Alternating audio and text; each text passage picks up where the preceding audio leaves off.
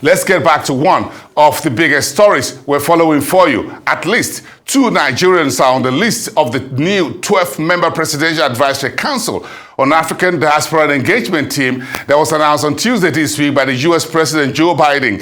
A statement by the White House says the inaugural Council of African Diaspora in the United States will provide invaluable guidance to reinforce cultural, social, political, and economic ties between the U.S. and Africa and promote trade, investment, and educational exchanges. Joining me to discuss this latest development is a public policy analyst and a development economist, Professor Ken Ife. It's great having you in our Abuja studios tonight, Professor. Thanks for coming through.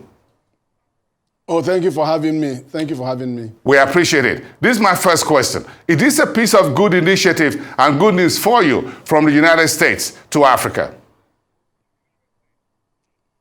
Absolutely. They've been doing lots of things along this line, but to raise it, to elevate it to the status of a council, and that means it speaks volume of the intention of this administration. Very positive move, indeed. Why is the U.S. leading this Africa diaspora engagement at this time? Why do you think America is warming up to Africa more than before into creating a council of 12 eminent Africans in the United States, 2 of them Nigerians, to be part of this Diaspora Engagement Council? One thing you have to understand about America, first of all, Africa is now a beautiful bride, and everybody is showing a strong interest, but they all vary in what the menu that they offer. One thing is that America is very different in their approach. They have a complete developmental approach in their international relations with countries, and they go for the private sector. They don't get involved in land grabbing or shadow contracts where they will have some clauses that would amount to waiver of sovereign immunity, or do bogus projects or agricultural development program, or things that will mean, if you default, they will go to seize your asset. They're not interested in all of that. Wherever America goes to do business, they focus on the private sector. And if you look at the 6 unicorns, the 6 billionaires we have in ICT in Nigeria, they're all registered in America. So they have a peculiar way, and that's why you could see their footprint in South Korea, you could see it in Hong Kong, you could see it in Taiwan, you could see it even in China, mainland China. When they started to do business with China, you could see the transformation. It's the private sector that they go for. And in this council, I looked at the diversity, not only of the people there, the richness of their experience and their pedigree, but also their sector, the sector bias. Those are the key sectors that will resonate with Africa, that could also open the business for Africans. And it's very, very, very measured, and I think we could discuss a bit more on that. Well, if I'm asking why, beyond the rhetoric, do you think African sovereigns or governments are doing enough from this side of the Atlantic in terms of engagement with the rich and diverse diaspora that we have? Do you think we're pushing the needle? We're moving the needle in the manner of speaking, but this is United States doing something as strong as this from the outside on behalf of the continent, looking to build that bridge, looking to oil the wheel of relationship, trade, economy, culture, education with the continent. I think we need to do more. The African governments need to do more. For over 15, 20 years, America gave us African Growth Opportunity Program, yes, the which AGOA. allowed over 6,000 items to be brought in AGOA, yes, to be brought into America duty-free. How much of that opportunity was taken? And America is not the kind of continent that will say to Africa, I want 80% of whatever you are going to import to come from America. It's not that. It's not the kind of deal you had with European Economic Partnership Agreement. They just gave you the open. Bring anything and everything, 6,000 items. How much attention did we give to this to build sustainable export capacity? We didn't. But there are some successes, though. If you look at Kenya exports well over $3 billion of flowers into those continents, Europe and all that. And then if you look at Ghana, just our neighbor, Nigeria produces 71% of world yam production. Ghana produces only 4%. But Ghana exports 70% of the yam consumed in America and Europe. Nigeria, 0. And if you come to cassava, we produce 25% of world cassava, 62 million metric tons. Where is it? We export only less than $1 million of derivatives, and there are over 34 derivatives. So this story can continue to give examples, and you know the popular example of Nigeria, Ghana, and Cote d'Ivoire producing 71% of world cocoa. But if you look at the entire cocoa value chain, we only account for 7% because we're not doing value addition in a way and then exporting.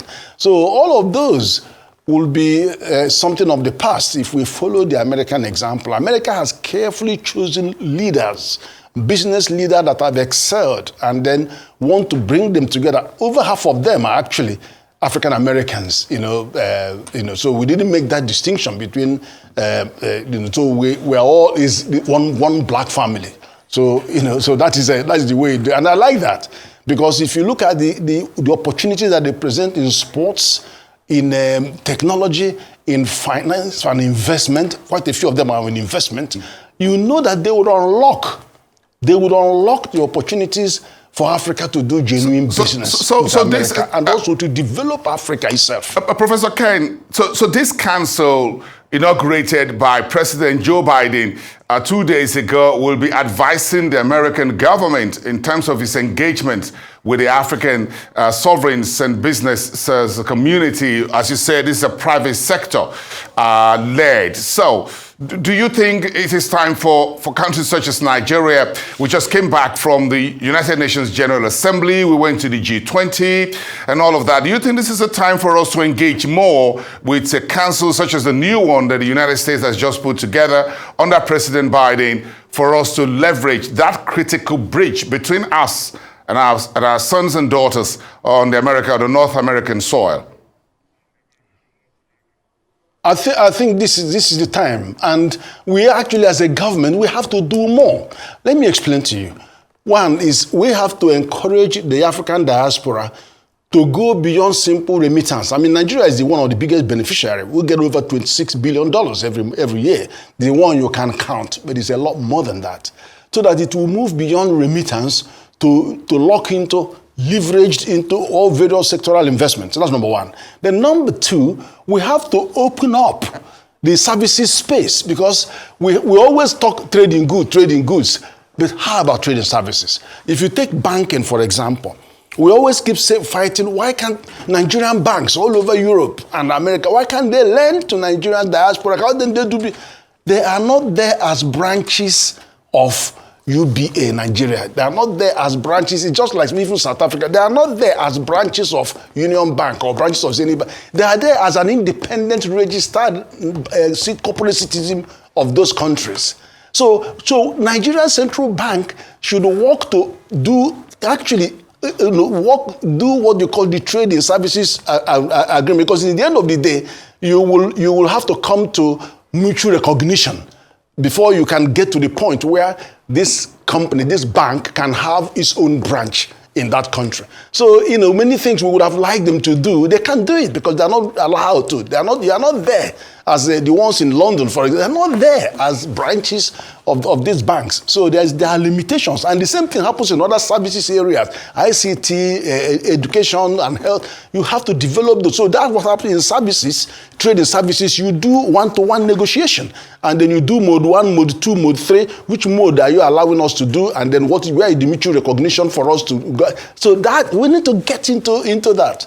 At the moment, that is not all we are talking about, is trading goods. And even in trading goods, we haven't even done enough work in terms of delivering export quality compliance requirements, because that has to start from the ground, from the farm level, yes, process level, and export level. We still fall behind. Yes. Our products never meet the quality standards. Professor, you're talking about diaspora beyond, harnessing diaspora values beyond the remittances, which comes in dollars, whatever it is. But again, we have, for example, in Nigeria, we've got the Nigeria Diaspora Commission, which was an initiative before, which is still in place. But do you think we need something like an advisory council? President Bola Tinubu met with Nigerians in the diaspora when he went to the G20 or so, and all of that. And so, do you think we need something more concrete beyond the Nigeria Diaspora Commission, perhaps something more like the council that President Biden has put in place to help us leverage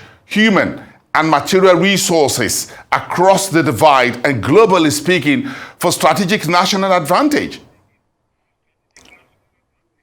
Oh, I think so.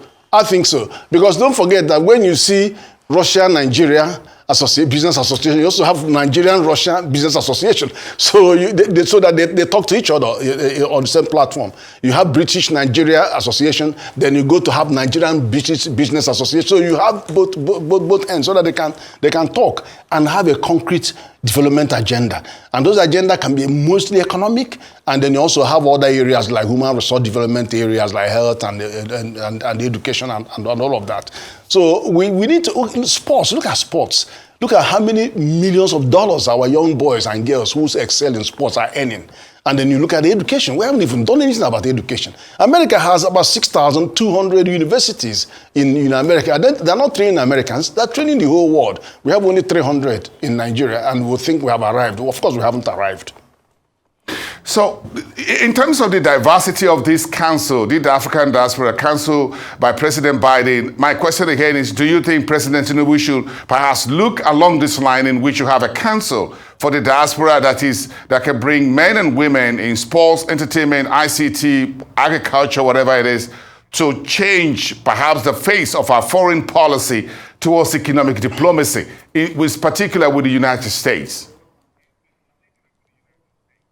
I think we should do that. I think that is a concrete advice that we should ask the president to abide with. Because that means you are now bringing economic diplomacy and locating it within that axis. And then you can now have much more pervasive context in which we can push for certain things like, let's have some development fund. Okay, I did when I was visiting professor at University of East London and working with John Kipin University in Sweden. And we are working with Barclays. We are looking to Visa. Sorry, we are targeting 1% of the 5% that they were charging for remittance transfers to see whether we can get part of that money to build a fund, a trust fund, so that we can have a business trust fund that the diasporas can use to develop the specific agenda.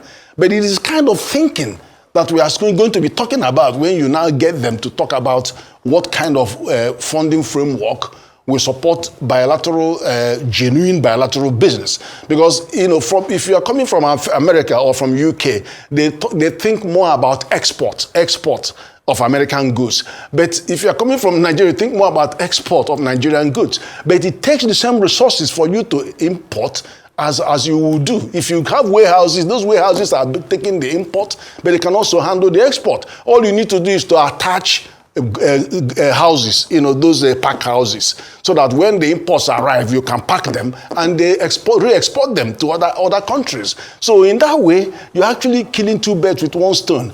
And then also the funding that will support it. It's not going to be seen, why are you just taking all the funding from American business, from American banks, only to fund your operations to Nigeria? No. That's not the way you're going to look at it. Because we are now looking to build a specific targeted fund. And then if you look at bonds, like green bonds, diaspora bonds, then they will be more responsible. We did buy diaspora bond, and I attended the National Assembly meeting where people were asking questions. The diaspora that were there, who diaspora did you actually buy into? And they could not answer the question, because they were all waiting to buy into the diaspora bond. They didn't see it, but it was sold even before it was launched. So that kind of thing. But we have to have much more meaningful participation of the diaspora, so that they can put their fund in some of those funding frameworks. A very interesting conversation. We thank you for your time, as always, tonight on the show. Professor Ken Ife, development economist at our Abuja studios. Do have a great evening. Thank you so much for coming through.